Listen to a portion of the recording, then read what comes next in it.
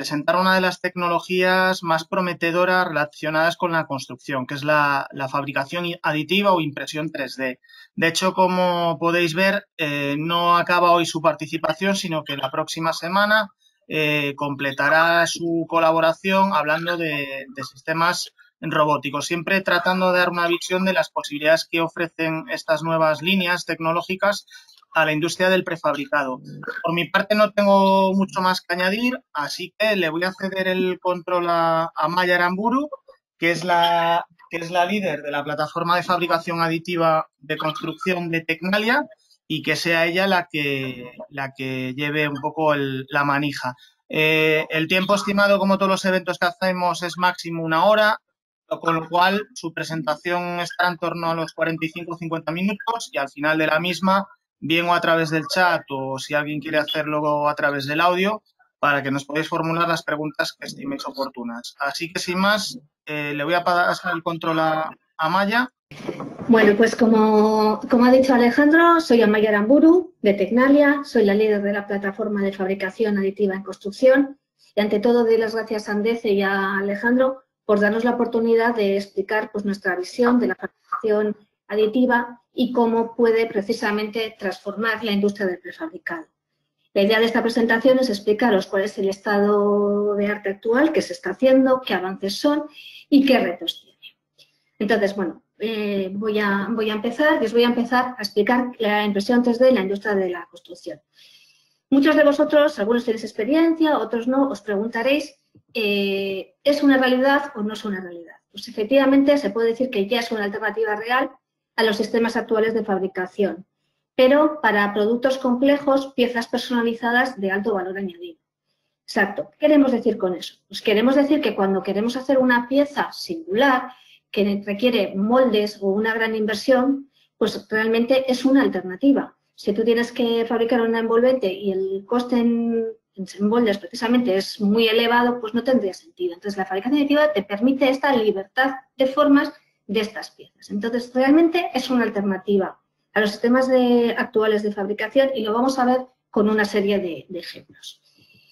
El estado actual, precisamente estos ejemplos. Entonces, todos nosotros hemos visto noticias, informaciones de edificios, casas prefabricadas. Esto es lo que nosotros denominamos fabricación in situ. Entonces, en la imagen, no sé si veis mi puntero, bueno, veis una serie de barracones de los Estados Unidos, pues realmente en el desierto. Tenían que hacer estos barracones y trasladar hasta allí el material era costoso. Pues nada, simplemente llevaron las máquinas y se pusieron a imprimir estos barracones. Bueno, pues es un ejemplo de impresión 3D para precisamente este tipo de edificios. Un ejemplo también en la misma línea, en una zona también difícil de acceso, pues son estas casas en El Salvador. Creo que en la conferencia hay gente de El Salvador que igual tiene relación hasta con este proyecto.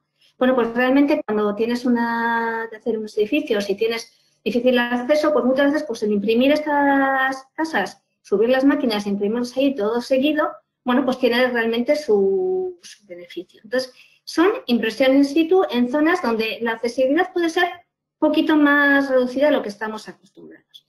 Siguiendo en esta línea de impresión 3D, bueno, pues voy a poner también otro ejemplo. Este es un laboratorio de drones. El ejército está invirtiendo bastante en impresión 3D, aunque con la presentación que os voy a hablar, pues estoy hablando de materiales cementicios, morteros, hormigones, también en otros materiales, pues también está haciendo impresión 3D, ¿no? En tipo de recambios, otro tipo de piezas. Bueno, pues siguiendo un poco con la impresión 3D y con las zonas de difícil acceso, pues también estamos en el desierto, en Dubái.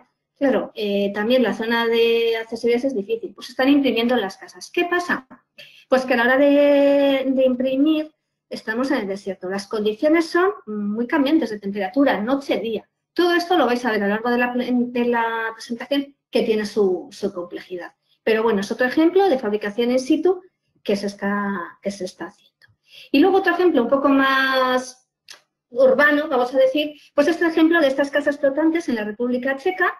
Bueno, como veis, es una casa flotante, es una casa de alturas bajas, pero realmente la impresión 3D, bueno, se está trabajando en su mayoría con elementos no portantes y ya si nos vamos al mundo estructural, pues veremos a lo largo de la presentación que tiene su problema en meter el tema del armado, los refuerzos en las estructuras. Por eso la mayoría de los módulos o casas prefabricadas pues son de una altura. Pero bueno, aquí podéis ver un ejemplo de una casa prefabricada.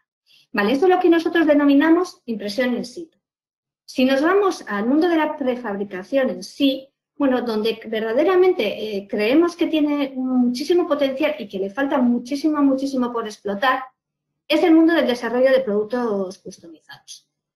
En la presentación pues podéis ver una serie de piezas de diferentes centros, creo que uno de ellos de la Universidad de Loughborough, también creo que hay personal de Loughborough viendo la presentación, pues es una pieza que imprimieron.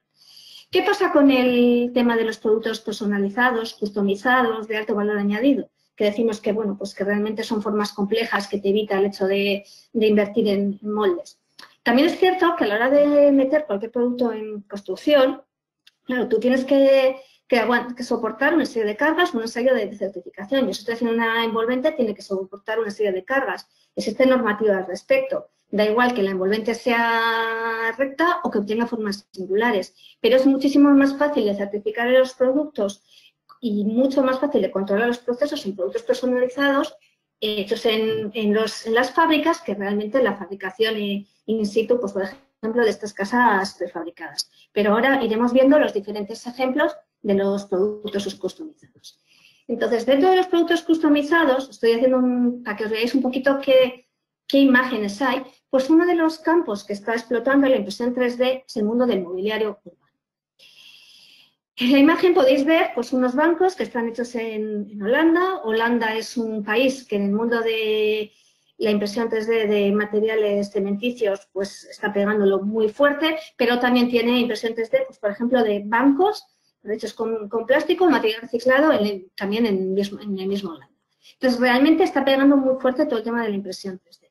Pero bueno, existen más ejemplos. Entonces, el siguiente es un banco de un estudio berlinés, bueno, ya los veis, hechos por fabricación aditiva, pero bueno, no solo Holanda, China, que está a la orden del día de todo, en todas las tecnologías, pues también está pegándole fuerte al tema de la impresión 3D. En este caso, por ejemplo, es una empresa Winsum, que en este caso ofrece una parada de autobús un poco singular o diferente pues a la que nosotros estamos acostumbrados, pero bueno, también están imprimiendo pues casas mediante impresión 3D. Vale, siguiendo este tema del mobiliario urbano, pues bueno, os puedo poner más ejemplos del mobiliario urbano, los ejemplos son muchos y muy variados, pues de una serie de bancos, de mesas que se encuentran a las afueras de un centro comercial. Claro, fijaros en la geometría, es bastante singular. Este proyecto en realidad ecológicamente y tuvo su análisis, pero bueno, si esto lo tuviéramos que hacer mediante un método convencional, pues sería bastante más costoso el realizar. Entonces, bueno, estos son ejemplos de lo que está ahora que podemos encontrar en algunas ciudades. También tenemos pasarelas peatonales, seguimos con los bancos de todas las formas, incluso podemos hacer arrecifes impresos. Bueno, pues seguimos en este campo. Y luego también, dentro del mundo urbano, pues tenemos una serie de esculturas, sí, como jarrones, floreros, ese tipo de piezas, pero también podemos fijaros que también dentro del mundo de mobiliario, pues también podemos hacer mesas de mobiliario interior. Y claro, fijaros en la imagen, si nosotros vemos esta mesa, digamos, ¿cómo lo hacemos con técnicas convencionales? Pues la verdad es que nos podría salir realmente cara. En cambio, mediante la fabricación aditiva, pues se puede hacer de forma rápida y nos permite esta libertad de formas, que realmente le pones un cristal arriba y te da esta imagen. Bueno, pues son ejemplos de piezas hechas mediante fabricación aditiva que podemos encontrar en las diferentes ciudades. Pero, bueno, decís, tenemos fabricación aditiva, mobiliario, pero vamos a meternos en el mundo un poco más de la edificación. ¿Existe o no existe algo? ¿Hay proyectos con ello? Pues sí.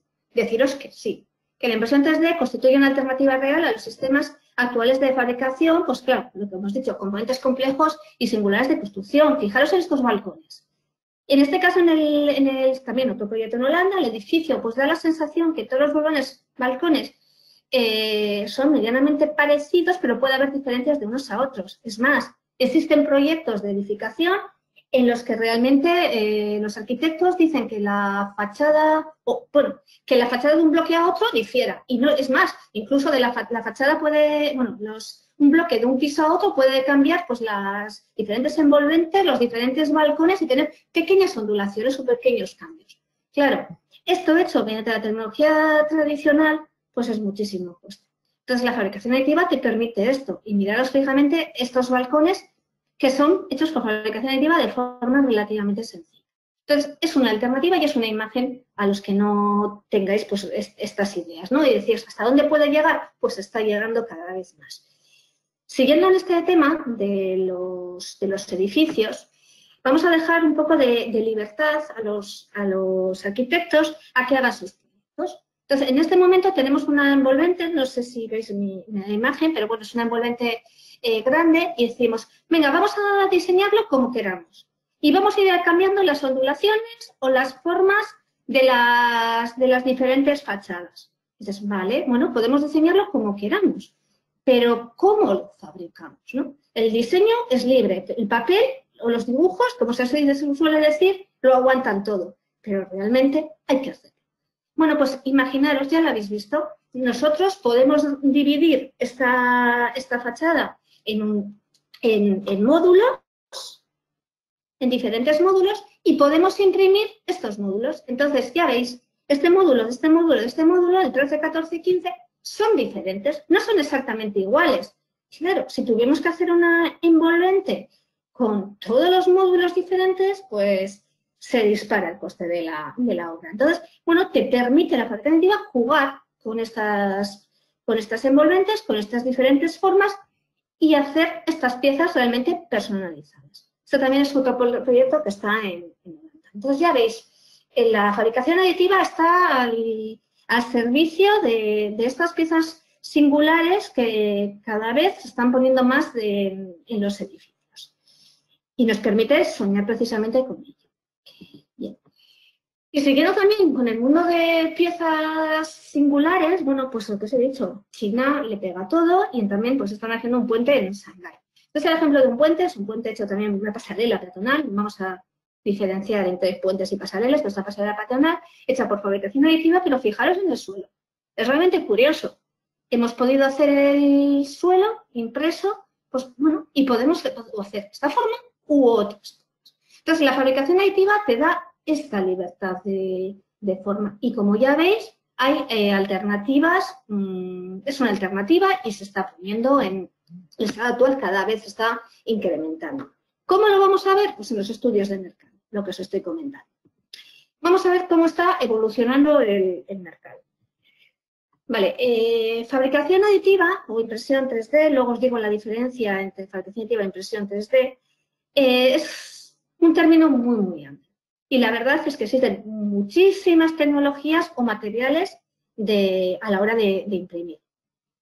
Pero a relación a todas estas tecnologías ya imprimamos con materiales plásticos, aceros, cementicios, da igual, están surgiendo estas tecnologías. Entonces, existen pequeñas startups en relación a todas ellas, desde empresas que, por ejemplo, escanean las soluciones y nos las imprimen. Esto se está usando mucho en el mundo de la rehabilitación urbana, en el tema de figuras, esculturas, que realmente las tienes que replicar, pues bueno, las escaneas e imprimes la réplica en consecuencia.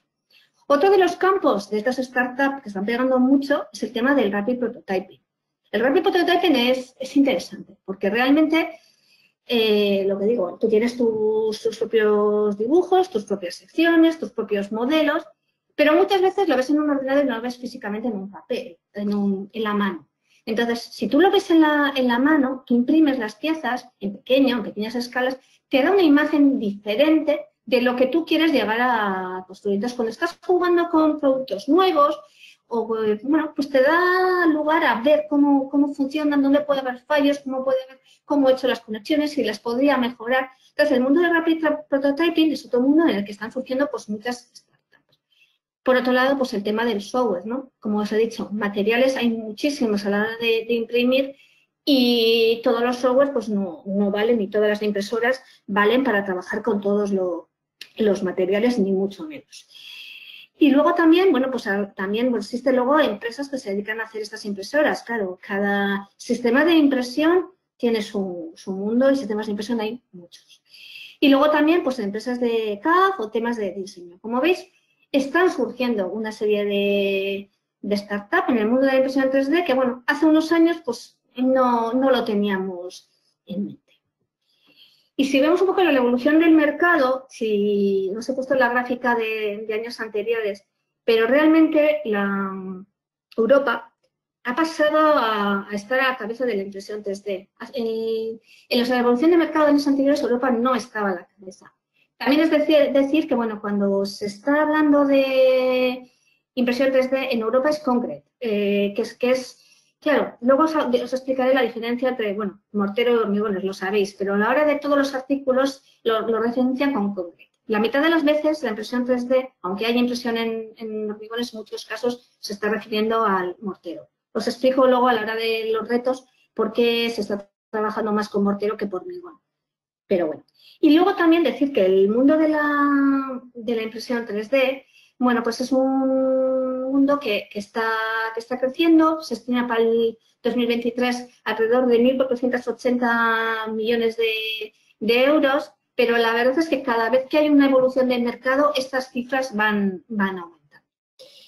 Y si vemos también la impresión 3D de los elementos, bueno, no fijaros en las cifras, sino más bien en el incremento. 2016 se preveía una cosa, 2021 se prevé otra. Es decir, cada vez hay más componentes de construcción que empiezan a ser imprimidos. Eso es un dato muy, muy importante. Ya habéis visto las piezas que se pueden llegar a hacer y se están poniendo en el mercado. Eso es esto. Los balcones, pues ya veis, las ruedas envolventes, pues son nuevos ejemplos de lo que se está haciendo en impresión 3D. Entonces, ya veis, haciendo un poco el resumen, qué es una alternativa, qué piezas se están imprimiendo, cómo es un poco el mercado, y ahora vamos a ver qué es el tema del software. Muchos de vosotros ya tenéis conocimiento de impresión 3D, otros no tanto, pero os voy a explicar qué es impresión 3D. Básicamente, impresión 3D es un proceso de unir materiales para hacer objetos a partir de un modelo digital, poniendo una capa encima de otra, ¿no? En contraposición a las tecnologías que conocíamos antes, que eran las tecnologías sustractivas, las que eliminaban material. Nosotros añadimos material, capa sobre capa, para hacer unos módulos. Vamos haciendo las piezas. El término impresión 3D se asocia más a la impresión en casa o en una comunidad, mientras que el término de fabricación aditiva se aplica más en tecnologías de producción o cadenas de suministro. Es más industrial. Realmente todos se refieren al mismo término, aditivar material capa sobre capa. Pero bueno, es la pequeña diferencia que es impresión 3D o fabricación aditiva. Entonces, bueno, ¿qué es un proceso aditivo? Lo que os he dicho. Es construir objetos con adición de material, capa sobre capa. Entonces, el software va dirigido pues, a hacer, partimos de un CAD, ese archivo CAD lo pasamos en un archivo STL, que es el archivo bueno, que lo reconocemos, y luego tenemos que hacer estas capas, decir cómo lo tenemos que imprimir. Y luego imprimirlo con la tecnología de fabricación aditiva o en la máquina que tenemos. Y en algunos casos, pues se requiere un postprocesado. Entonces, bueno, nosotros partimos de un modelo CAD, lo que os digo. Ese modelo CAD lo generamos en un archivo STL, lo convertimos en geometría de piezas. Esa geometría de piezas, pues la tenemos que trocear, hacer capas, es decir, tenemos que decir cómo vamos a imprimir ese material, pues fijándole, este caso sería, por ejemplo, de FDM, el tipo de relleno, la altura de capa, la densidad, y todo eso se convierte en un código G que entienda la impresora. Entonces, si veis las imágenes, pues aquí tenemos diferentes porcentajes de relleno. ¿Tiene influencia en la pieza? Por supuesto. Claro, la resistencia mecánica de esta o la resistencia mecánica de esta no es lo mismo. Entonces, ¿cómo imprimamos la pieza? Incluso pues el tiempo que tardemos en imprimir la pieza, la calidad con la que imprimimos tiene mucha importancia en cómo queda la pieza final, las resistencias o los ángulos. Vale. Entonces esto es el tema de añadir piezas y cómo las tenemos que separar, es decir, las órdenes de cómo vamos a hacer esa pieza. Y luego dentro de las tecnologías de impresión 3D, bueno, que os he dicho cuando estábamos en el estudio de que los procesos o las startup, pues hay muchísimas, ¿no? Desde el modelado por deposición fundida FDM, la estereografía SLA, el sintetizado láser SLS, bueno, son siglas que quedan allí que al final, procesado digital de luz, impresión 3D de polieto multijet, sintetizado láser por metal, de metal por láser y también el tema de la extrusión.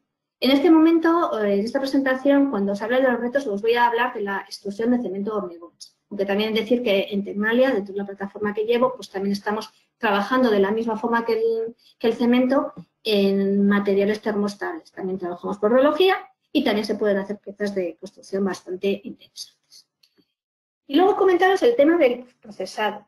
Cuando trabajamos con materiales cementicios no solemos hacer este tema de postprocesado, pero muchas veces en el tema de los plásticos sí se hace porque te piden eliminar material, lijar, pintar, que te quede con una calidad. Y muchas veces, a la hora de imprimir las piezas, pues hay que imprimir sobre un material soporte. ¿Qué quiere decir esto?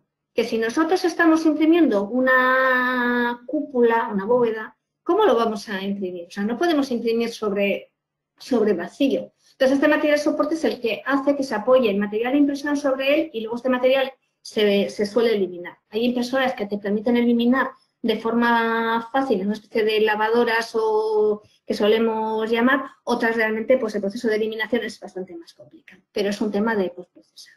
Entonces, así se hacen verdaderamente las piezas. Entonces, el resumen, a la hora de aditivar piezas capa sobre capa, tenemos que tener en cuenta que para imprimir esta pieza necesitamos un material, una impresora y este software de fabricación. Entonces, es necesario utilizar o desarrollar un software que te permite convertir este diseño 3D, que es lo que tienes en la cabeza o quieres hacer, en un código G que entienda el control numérico de la máquina.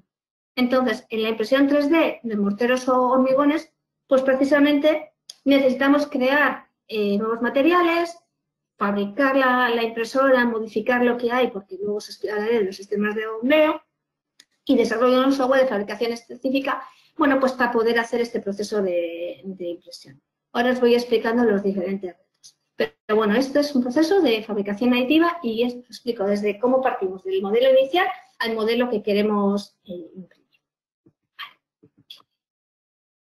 Todo esto nos lleva a impresión 3D en el mundo de materiales cementicios, morteros o hormigones, a los retos. La pregunta ¿es fácil? ¿Es difícil? ¿Se puede hacer? Está claro que se puede hacer. Pero pues tiene sus problemas. Es decir, si nosotros cogemos una máquina de impresión 3D, de FDM, a las que estamos acostumbrados y que muchas de estas máquinas se venden en los mismos supermercados, bueno, es una bobina que pasa por un cabezal y al final nos imprime una pieza, ¿no? Bueno, puede ser que la pieza no hayamos puesto la estrategia de relleno adecuada, pero básicamente seguimos teniendo una pieza. Bueno, pues si nosotros trabajamos con estos tipos de materiales cementicios, tanto morteros como hormigones, puede que eso no sea así, porque puede que no se cumpla. Nosotros tenemos un material. ¿Qué pasa? Este material tiene que ser imprimible. Entonces, para que sea imprimible, ¿qué significa?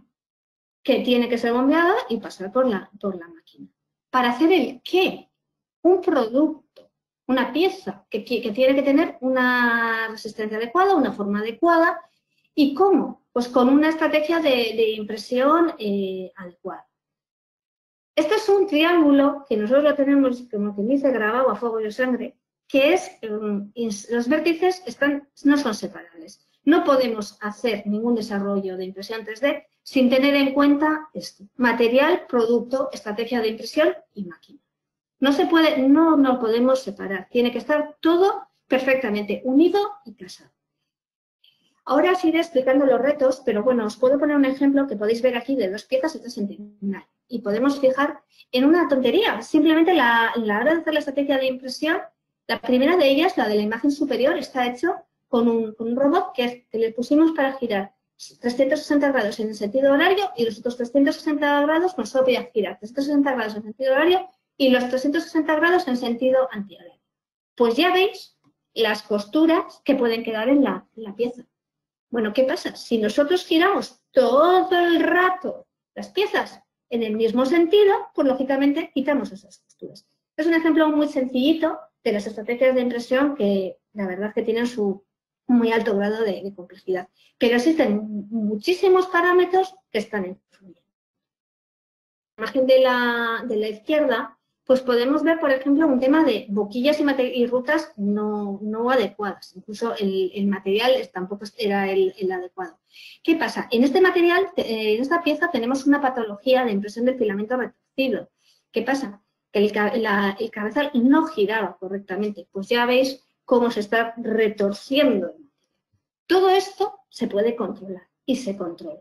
Pero son imágenes de lo que hay que controlar, que se pueden hacer piezas. Vemos muchas veces que realmente funcionan, pero no todo es así.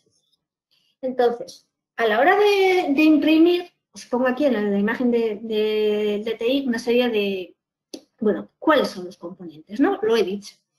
Este es un robot que está imprimiendo, pero podría ser lo mismo con un sistema cartesiano, pero realmente partimos del material que tenemos que bombear, tiene que pasar por las bombas, llega por el cabezal a imprimir estas piezas. Estos son los componentes. Entonces, bueno, realmente estos son lo que tenemos que hacer a la hora de imprimir.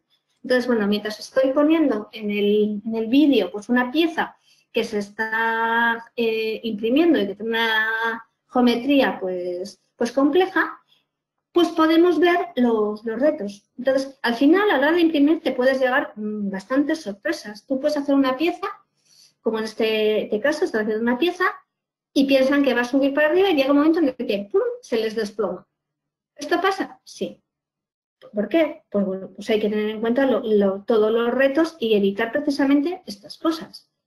Entonces, ¿realmente es fácil? Bueno, si es fácil, si tú tienes en cuenta todo lo que influye y no son cosas independientes. Bien.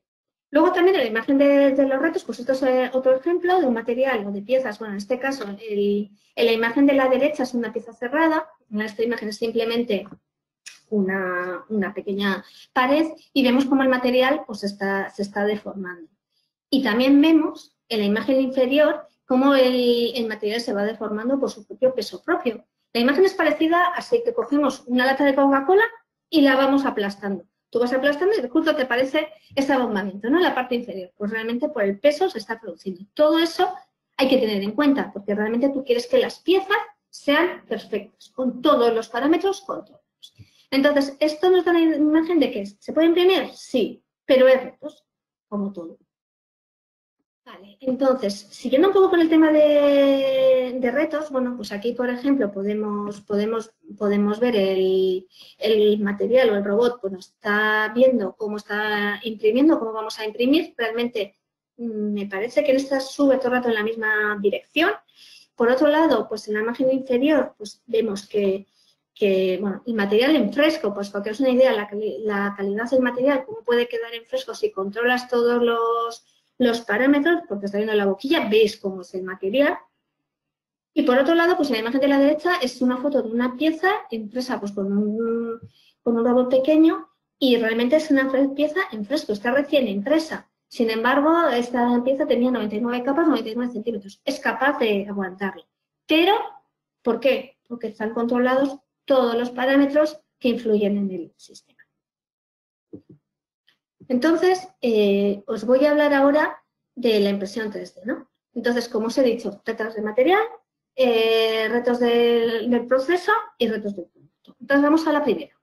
Vamos a retos del material. Bueno, pues más de lo mismo. En la imagen podéis ver que es una pieza que la empiezas a imprimir, ya se ve que empieza a fallar, falla más hasta que ¡pum!, de repente se desploma. Y en la imagen inferior, pues lo mismo. Podemos ver dos tipos de pandeo, ¿no? A la derecha el pandeo elástico, a la izquierda el colapso plástico, pero bueno, vemos que el material pues está fallando. Entonces, ¿cómo se arregla eso? ¿Cómo se controla eso? ¿Cómo se evita eso? Bueno, pues lógicamente teniendo en cuenta los retos del material. Entonces, el primero de ellos es trabajando con la reología del material. El segundo de ellos es que el material ha de ser imprimible. Vale. ¿Qué significa que el material sea imprimible? Pues significa que sea fácilmente bombeable. Ser bombeable fácilmente sin experimentar la segregación o la exudación de sus componentes, que pueden producir bloqueos durante el bombeo. Entonces, eso es que el material sea imprimible. Que sea capaz de mantener su forma una vez que se haga por la boquilla. Y no solo que sea capaz de mantener su forma, sino que sea capaz de aguantar el peso de las capas de encima. Puede mantener la forma a dos alturas, pero realmente cuando aguanta el peso de la pieza, pues se colapsa. Eso es que el material sea imprimible. Por otro lado, también, dentro del reto de material, también está la inclusión de los RCD y otros residuos a la hora de imprimir. Hoy en día, además, todos sabemos que el H2020 cada vez está dando más peso a todo el tema de la circularidad. Entonces, bueno, el tema de inclusión de RCDs en la impresión 3D, pues es un tema que nosotros estamos trabajando con algunos de vosotros, algunos de los asistentes estáis trabajando con nosotros en este tema. Sabemos que estos materiales pues tienen coeficientes de absorción altas. Todo esto significa que ¿se pueden meter en la impresión? Sí, pero no de cualquier manera, no sin hacer un tratamiento, no sin trabajar sobre ellos. Pero es cierto que si aprovechamos pues fracciones de fino que normalmente se van a los reciclados, pues precisamente pues tenemos que manipular, micronizar, separar y meterlos adecuadamente en la impresión 3D, pues se pueden hacer. Es un tema realmente interesante, pero todo esto hay que trabajar sobre ello. Lo estamos haciendo, pero no es coger el material y meterlo. Nunca funciona así, porque ello no iría en contra de toda la reología del proceso. Por otro lado, el tema de formulaciones sostenibles. ¿A qué llamo formulaciones sostenibles con los materiales locales? Pues yo llamo a adaptarme al material que tenemos. Cada una de las empresas que pues, trabaja con los materiales pues, suyos, otros de otros, o compra las arenas de un lado, o compra... Bueno, pues eso significa materiales locales. Tú como empresa fabricadora tienes que adaptarte a lo que tengas pues, a mano, a tus proveedores habituales, incluso unos nuevos, pero tienes que saber qué tienes que hacer. Lo que no puedes hacer es comprar un material que venga, por decirte algo, de Inglaterra o de Alemania, ¿no? Vas a trabajar con el material que tengas en tu entorno, en tu forma habitual de trabajar. Eso es adaptarte a las formulaciones locales. Por otro lado, dentro de los retos del material, pues también estamos hablando de que tenemos que trabajar para hacer unos productos. Entonces, claro, el material tiene que dar no solo la resistencia. Cuando ensayemos el material, cuando ensayemos el producto, pues tenemos que estar en el orden de magnitud de resistencias que estamos buscando. Y luego, otro de los retos, que lo tengo marcado en negro, es la impresión en hormigón. ¿Por qué lo marco en negro y por qué la impresión en hormigón? Pues que a la hora de imprimir, pues la mayoría de los que están haciendo piezas, la mayoría de los casos se está trabajando con morteros. ¿Por qué? Pues claro, el tamaño de árido es menor, estamos hablando de tamaño de 1 o 2 milímetros, pues imaginaros los diámetros de las secciones de las mangueras que tienes que bombear. Claro, si hablamos de imprimir en hormigón y hablamos de tamaños de árido de 8 o 10 milímetros o más, claro, imaginaros las secciones de las mangueras, imaginaros las bombas, imaginaros todo el sistema. Todo se escala por 4 o más. Entonces, claro, realmente, a la hora de hacer los trabajos de investigación, pues es mucho más sencillo pues, trabajar con morteros que trabajar con hormigones, precisamente pues, por ese tema. Nosotros hemos trabajado con morteros, también estamos empezando a trabajar con hormigones, estamos trabajando, y es más, en septiembre inauguraremos uno de los mayores laboratorios de impresión 3D, en este caso va a ser de hormigones, con todo tipo de sistemas. Entonces, bueno, ahí vamos a trabajar con el hormigón a gran escala, con sus propias centrales de amasado y demás. Y decirte también, en el reto del material, otra cosa, pues fijaros en la imagen. Estos poros, estos huecos, este aire que ha quedado en el proceso de impresión, son puntos de fallo a la hora de ensayar mecánicamente el material. Esto no se puede quedar así, porque realmente es que estás bajando la resistencia de las piezas de forma brutal. Entonces, hay que controlar todo el proceso para precisamente evitar estos fallos. Vale, hasta aquí os he explicado el tema de los retos del material. Pero no olvidemos que material, proceso, máquina van lejos. Entonces, vamos a hablar ahora de los retos del proceso. Bueno, nosotros tenemos unas piezas y buscamos la robustez del proceso, ¿no? La repetibilidad de las propiedades mecánicas, ¿no? Queremos que todas las piezas, queremos que sean iguales. No te puedes permitir como fabricante que de una pieza a otra no sean iguales. Entonces, tienes que garantizar primero la robustez de estas propiedades mecánicas, pues primero en pequeñas probetas. Entonces, bueno, este es un ejemplo de probetas que se han ensayado en Tecnalia. Algunas son algunas son moldeadas, otras son impresas, pero realmente ya veis cómo te queda un poco la sección y cómo, claro, se intenta evitar todo el tema del aire ocurrido. Entonces, la robustez de estas piezas, claro, nos lleva a ensayar las piezas. Pero a la hora de ensayar estas piezas tenemos que tener en cuenta una cosa importante, que es el sistema de impresión. Nosotros queremos ensayar probetas que sean iguales, bueno, las probetas moldeadas que las probetas impresas, con lo cual tenemos que tener en cuenta la sección de impresión que nosotros estamos teniendo. ¿Qué pasa? Que si nosotros tenemos boquillas, por decir algo, pues muy pequeñas, de 10 por 20, claro, ¿cómo vas a rellenar la...? Pues hay que hacer impresión de probetas mucho más pequeñas que las que marca la norma, no existe consenso sobre el tamaño, y necesitamos calcular la correlación del tamaño. Pero estas probetas que tú estás fabricando y ensayando para ver la robustez de las propiedades mecánicas, claro, están directamente ligadas con la boquilla que tú tienes en el sistema de impresión. Todo esto son cosas que hay que tenerlas en cuenta, de dónde, qué tengo y cómo lo estoy haciendo. Entonces, bueno, aquí podéis ver un ejemplo de estas probetas que están ensayando en Tecnalia, pues bueno, que miramos nosotros, la verdad es que en todo tema, material, proceso, estrategia de impresión, lo tenemos todo controlado pues para que no se nos escape ninguna de las variables. Y para buscar pues la robustez del proceso, que es lo que también se necesita. Bien. Y luego, pues también siguiendo un tema de los retos del proceso, pues vamos un poco a un tema bastante peliagudo, que es el tema de las fibras. Vale. ¿Por qué es peliagudo? Bueno, aquí tenemos en esta imagen podemos ver el eje, ¿no? El eje de las bombas. Claro, este eje de las bombas no solo está metiendo material. Si este material viene con fibras, hay que tener muy claro qué tipo de fibras estamos metiendo. Fibras no hay que meterlas por meter, hay que meter siempre con un porqué y la fibra adecuada. Entonces, la fibra es qué tipo de fibra, por qué meto fibra, dónde meto fibra, cómo meto fibra, cómo imprimo esas fibras, cómo oriento esas fibras. Entonces, es un tema que es interesante, es un reto, nosotros también estamos trabajando en ello y, lógicamente, intentando evitar que las fibras no queden paralelas a la dirección de impresión, que si no, no tendría sentido estructural. Entonces, este tema de las fibras es un tema también que da mucho juego y en el que también estamos trabajando, pero claro, no nos olvidemos nunca, nunca, nunca que el material ha de ser bombeado. Meter, por ejemplo, fibras metálicas con el bombeo, tela lo que puede llegar a causar. Entonces, aquí hay un tema un reto bastante importante en el proceso de impresión, pero se está estudiando. Y otro de los retos muy importantes en el proceso de impresión, bueno, todos son importantes, la verdad, pero yo que vengo del mundo más de las estructuras, pues para mí es muy importante. Es el tema del armado, ¿no?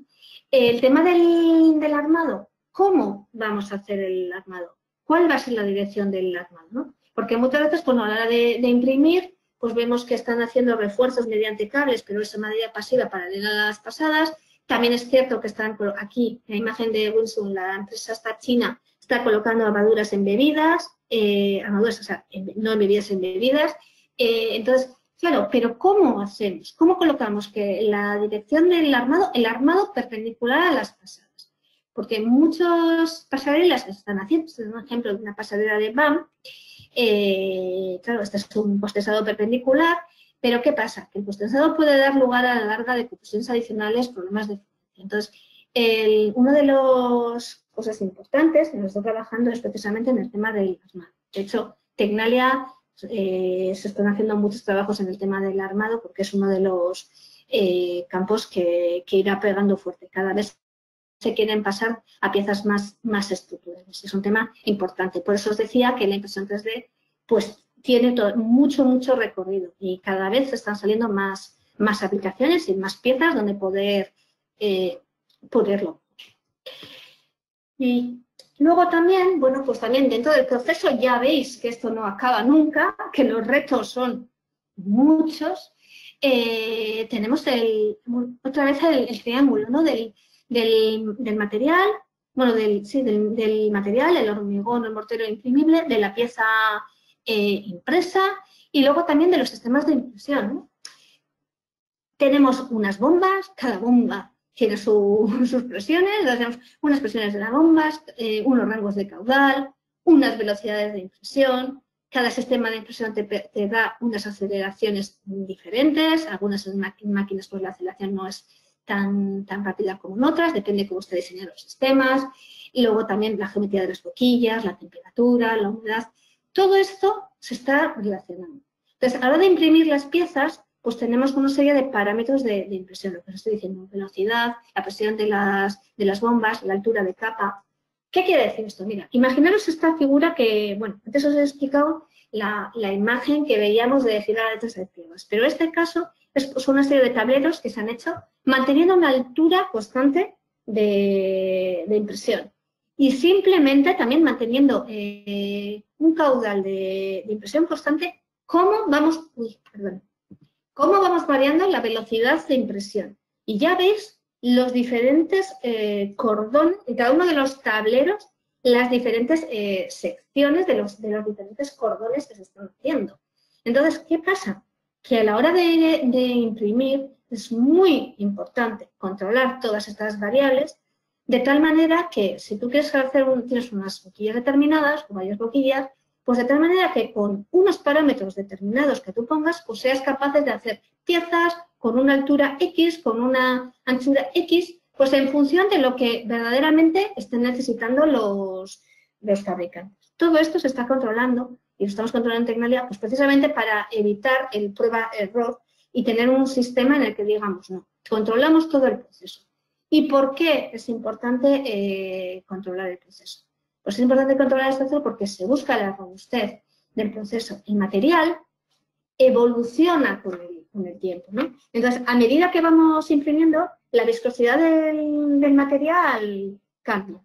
¿Y qué pasa que si cambia la viscosidad del material? Por ejemplo, si la viscosidad del material aumenta, pues nos cuesta mucho más bombear. Si nos cuesta mucho más bombear, claro, nos cuesta bombear, ¿qué significa? Que los cordones no van a ser iguales.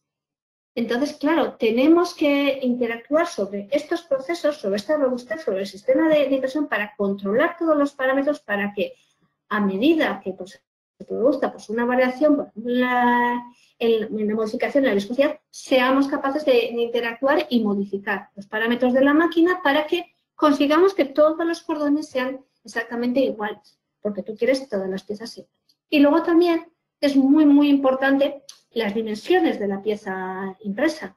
Tú a la hora de fabricar el material, pues tienes un material que estás imprimiendo, cada material tiene una ventana de trabajo. Y esa ventana de trabajo, pues en el cual el material no se te queda solidificado en las mangueras. Todo eso lo tienes que controlar, porque podrías tener el riesgo de que el material lo estás bombeando y de repente, ¡pum!, se te queda todo en las mangueras y no eres capaz ni de bombear el material. Entonces, todo eso pues tiene relación. Incluso la geometría de las piezas, las aceleraciones, las curvas, todo eso te está influyendo a la hora de imprimir las piezas. Entonces, todos estos son retos de la estrategia de impresión que hay que tener en cuenta. Entonces, os digo, material, producto, estrategia están siempre relacionados. Finalmente, pues voy al último de los retos, que son los retos de los productos. Vale, entonces, el producto, bueno, tiene un reto que es el acabado del producto, de tal manera que todo el producto te quede impreso con un acabado adecuado. Luego, la optimización topológica del producto impreso. Si no sabéis exactamente qué es optimización topológica, bueno, os lo digo. Es una cosa muy sencilla. Tú quieres adaptar o diseñar las piezas de tal manera que seas capaz de quitar material donde verdaderamente pues, no está funcionando y bueno, igual añades material en otras zonas donde está necesitando. Poniendo un ejemplo muy sencillo dentro del mundo del atletismo, pues imaginaros que estamos comparando un atleta que hace fondo con uno que lanza disco. Entonces, uno es delgadito, finito, y el otro es muchísimo más cachas y más fuerte. Cada uno de ellos está optimizado topológicamente para el deporte o para lo que está haciendo. Entonces, claro, no puede ser uno muy fuerte a correr ni al revés. Entonces, una actividad topológica es eso, es adaptar los diseños de las piezas de tal manera que, bueno, puedes quitar peso, pero estén funcionando como tú quieres. No tenemos por qué hacer el tocho que veis aquí arriba. Podemos aligerarlo, podemos mejorarlo. Luego también un tema importante en estas utilizaciones topológicas, que estamos hablando de morteros, hormigones. La mayoría de los programas de elementos finitos pues se encuentran con todo tipo de materiales. Claro, no es lo mismo el comportamiento del acero, que es elástico lineal, que bueno, pues que el comportamiento del hormigón, ¿no? Que no tiene ese comportamiento elástico lineal y lógicamente tiene un comportamiento diferente a tracción y a compresión. Todo esto pues hay que meterlo en los programas, hay que acondicionarlo. Los criterios de fallo dejan de ser bonices. Vamos a códigos de modelos 2020 con Octosen. Todo esto hay que meterlo en los programas. Y luego una cosa muy importante en la impresión 3D es que aquí veis un forjado utilizado topológicamente, pero todo esto tiene que ser imprimible. Es decir, yo puedo hacer una pieza, puede ser que la aligere, quede muy bien, y luego a la hora de fabricar diga, la impresora no es capaz de llegar a esa zona, o no puedo dejar ese nervio ahí, o no. Entonces, claro, la optimización topológica del producto es del producto, pero teniendo en cuenta los sistemas de impresión, que nosotros también estamos trabajando en ello. Entonces, resumen de los retos. Como veis, famoso triángulo, producto, material, impresora. Todo en uno, todo hay que tener en cuenta en todo el proceso. Entonces, tenemos retos del material, lo que os he dicho. Tecnología, material imprimible, las resistencias, formulaciones robustas, sostenibles, los residuos o residuos en la impresión del hormigón. Pues estos son los retos que os he comentado. Lo mismo en el proceso, las fibras, la impresión de las fibras, los parámetros de impresión, la correlación de las trayectorias, que nosotros también pues, trabajamos en ello, el armado en las direcciones correctas. Estos son los retos. Y finalmente del producto, pues el acabado del producto impreso, la robustez y la optimización topológica del producto impreso, ¿no? Tenemos que optimizar, pero el producto tiene que ser imprimible. Entonces, estos son los retos. No es que sean independientes, todo está relacionado con todo, pero bueno, es una imagen para que os hagáis una idea de lo que supone un poco la impresión 3D de estos materiales. Y finalmente, pues bueno, deciros la experiencia de Tecnalia, para que os animáis. Todo esto se puede hacer, ¿no? Ya he visto piezas impresas. Os decía, os ponía el ejemplo. Este es un ejemplo de una pieza que se está imprimiendo y está en fresco. Entonces, ¿se puede papilar capa sobre capa? Sí. ¿Aguanta el peso de las capas encima? Sí. ¿Los cordones son como querías? Sí. Bueno, pues todo esto se puede hacer. Entonces, bueno, pues lo mismo. Os pongo ejemplos de fresco, pero toda esta pieza se ha hecho de continuo. Entonces, me parece, si no estoy equivocada, que hacíamos cada capa 1 minuto y lo que tardábamos en imprimir, pero todas estas piezas están hechas de seguido. Entonces, ¿se puede imprimir piezas? Sí, teniendo en cuenta todos estos factores. Entonces, bueno, estas también son más piezas de Tecnalia, este es el ejemplo de las piezas, ejemplo que os decía. Entonces, deciros que se puede imprimir, ya veis, que se pueden hacer las cosas.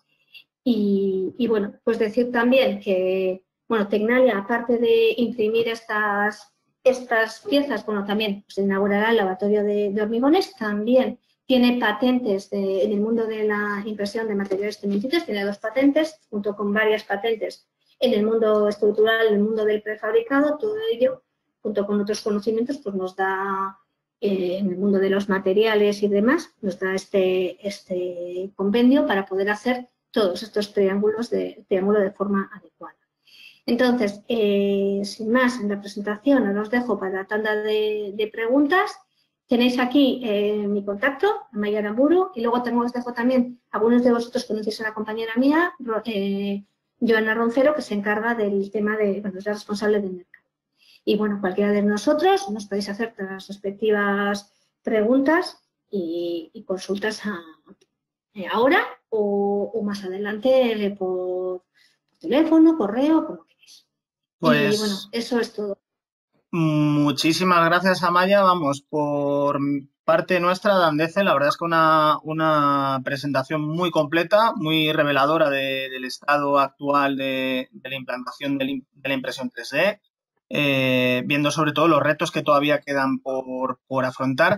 Antes de dar paso a algunas de las preguntas que han llegado, quería hacerte una pregunta muy, muy rápida y enfocada un poco a nuestra forma de hacer, es si habéis trabajado sobre moldes, sobre impresión de moldes. Sabes que cada vez a los prefabricados de hormigón, sobre todo aquellos con aplicaciones más arquitectónicas, véanse paneles, que has señalado muy bien, que es donde más atención se está centrando, si habéis estudiado o analizado la fabricación de moldes para geometrías sobre todo más complejas. Sí, se ha trabajado con fabricación de moldes, pero no en concreto con este material, sino con otro tipo de materiales. Trabajamos también con materiales termoestables y claro, el tema de los moldes, no solo en el mundo de la construcción, sino en otros sectores, pues ya te lleva, por ejemplo, en el mundo más naval, pues a temperaturas bastante elevadas y condiciones bastante diferentes. Entonces, sí estamos trabajando con fabricación aditiva, también por rheología, pero con materiales termoestables. Precisamente son moldes y precisamente te permite el aguantar las condiciones de temperaturas bastante elevadas en los procesos.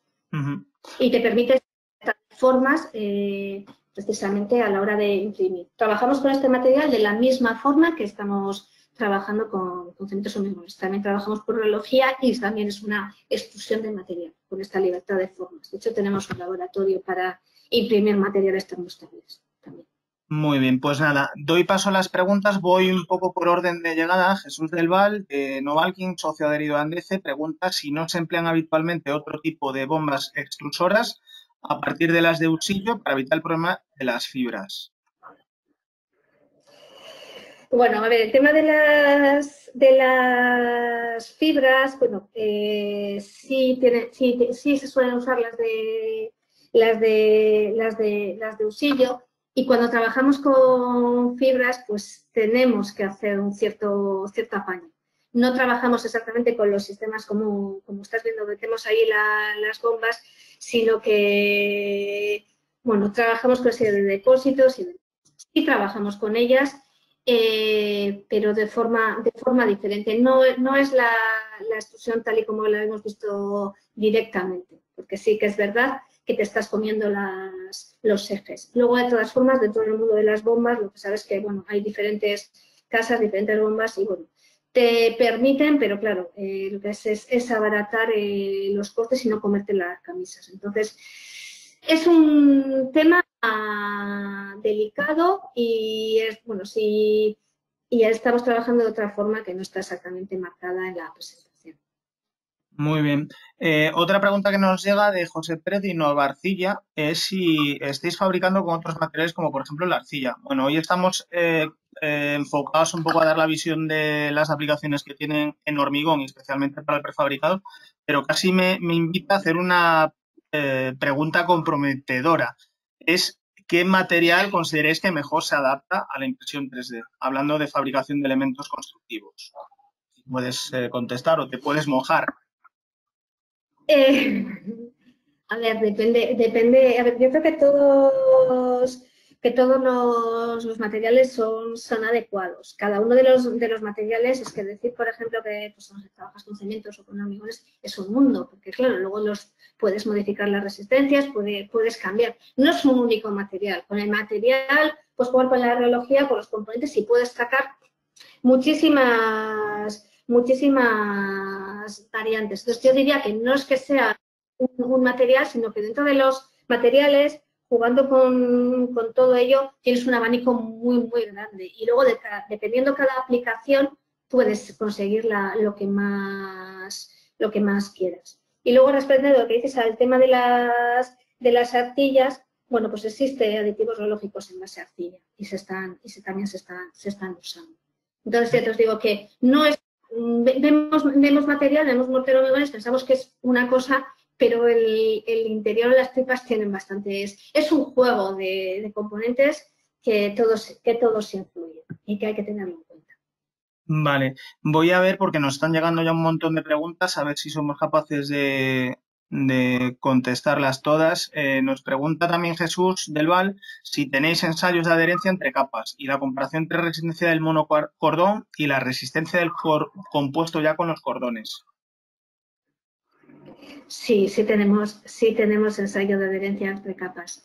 Y la verdad es que decirte que no hay apenas diferencias. Bueno, a la hora de imprimir las capas, pues también tenemos que tener en cuenta cómo la estamos imprimiendo, ¿no? Cuando hablo yo de la altura de impresión o la estrategia de impresión, pues estoy hablando de altura de capa, ¿no?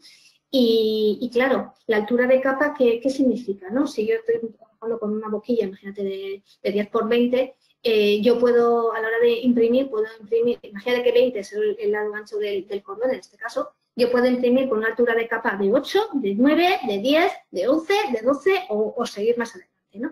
Todo eso también depende de cómo estás imprimiendo. Si yo estoy imprimiendo desde una boquilla de 10, por decir algo, por 20 y estoy imprimiendo a altura de 12, pues te das cuenta que estoy casi tirando material, ¿no? A medida que subo, si no corrijo la Z, a medida que subo estoy imprimiendo desde el vacío, ¿no?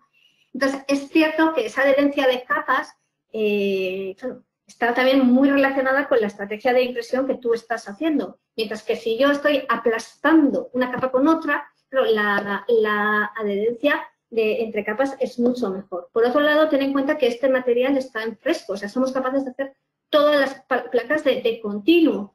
Entonces, claro, y luego realmente el fraguado ocurre a posteriori. Entonces, claro, esa adherencia es muchísimo más garantizada que si lo tuvieras, bueno, si fuera material, hago unas capas y lo dejo secar. Y luego, bueno, entonces eso, sin más. Y luego, bueno, controlamos la adherencia entre capas, pues trabajando también con el mortero, de manera que no hay puntas frías y para el fraguar en todo su conjunto. Con esto, bueno, yo creo que ya se contesta un poco la siguiente pregunta que recibíamos, que era que cómo se controlaba la adhesión entre capas. Otra pregunta que nos hace David Gonzalo es qué resistencias mecánicas y tiempos de fraguado deben tener estos morteros para que se puedan imprimir. No es que haya una resistencia mecánica en concreto. El truco no está en la resistencia mecánica de las piezas. O sea, la resistencia mecánica es lo que tú quieres, vamos a decir, para el resultado de tu producto, sino para poder imprimir para poder imprimir el juego mayor es el hecho que tienes la ergología, la combinación de parámetros para que el material sea imprimible. No, y tienes que jugar con el material. Si veis, este material es un material que, bueno, tiene una peculiaridad, que es de que cuando está quieto realmente es capaz de quedarse como si fuera una estaca, y sin embargo, cuando tú lo pones en movimiento, pues realmente te está fluyendo, ¿no? Entonces, esa es la gracia del material. Luego, con esa gracia del material, pues jugamos con las resistencias mecánicas que quiere cada fabricante, pero ahí está la gracia del material. Y ya por último, Álvaro Roca, que creo que lo conoces, nos hace varias preguntas enlazadas. Sí. Una es, ¿cuál es el tamaño máximo de impresión?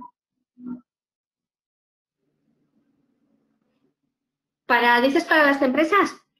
A ver, el tamaño máximo de...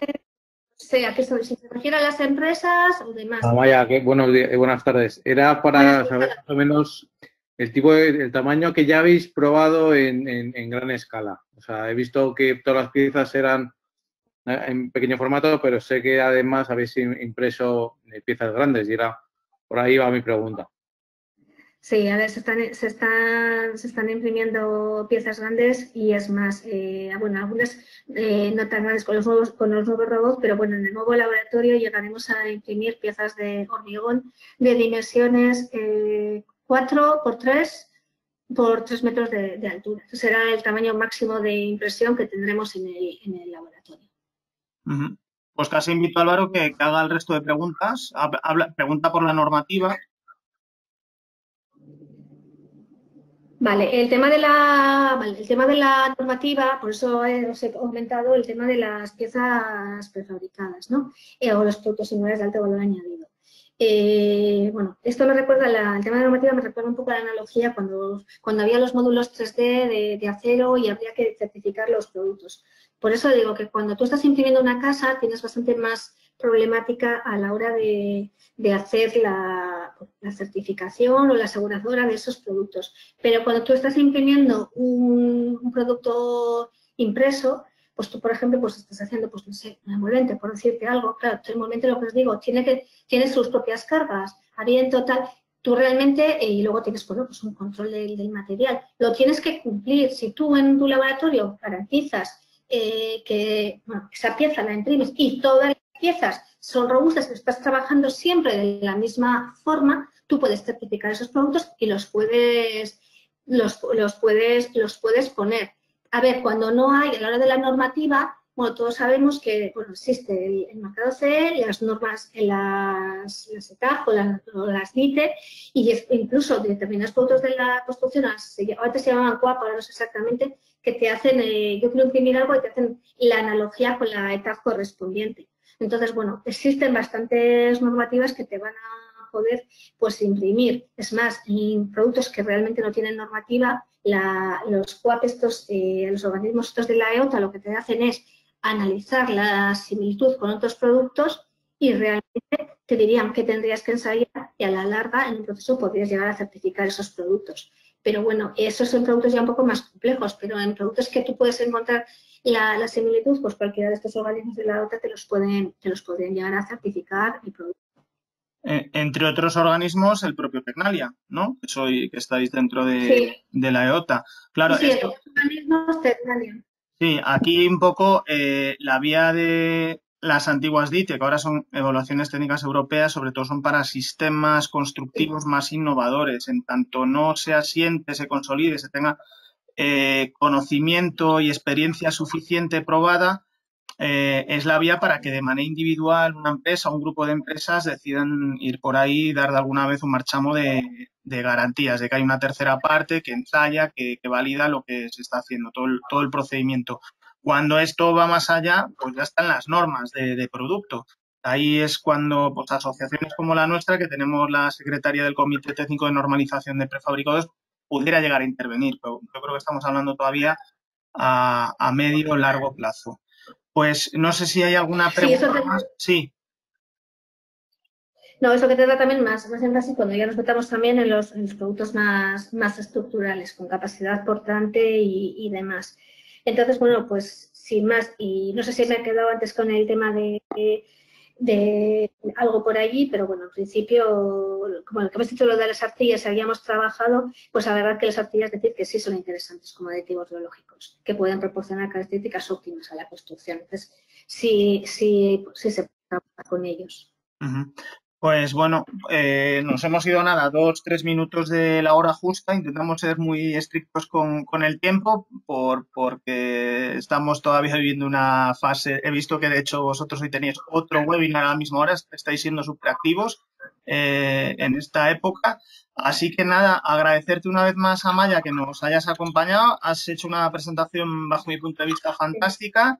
Y a todos los asistentes les emplazo en una semana que nuevamente nos acompañará Tecnalia para hablar de la transformación de la industria del prefabricado mediante sistemas robóticos. Enviaremos ya la información y sin más cerramos, subiremos el vídeo a nuestro canal de YouTube por si a alguien se ha perdido algo, que sepa que estará ahí disponible en breve. Así que nada, muchas gracias, buenas tardes y hasta la próxima.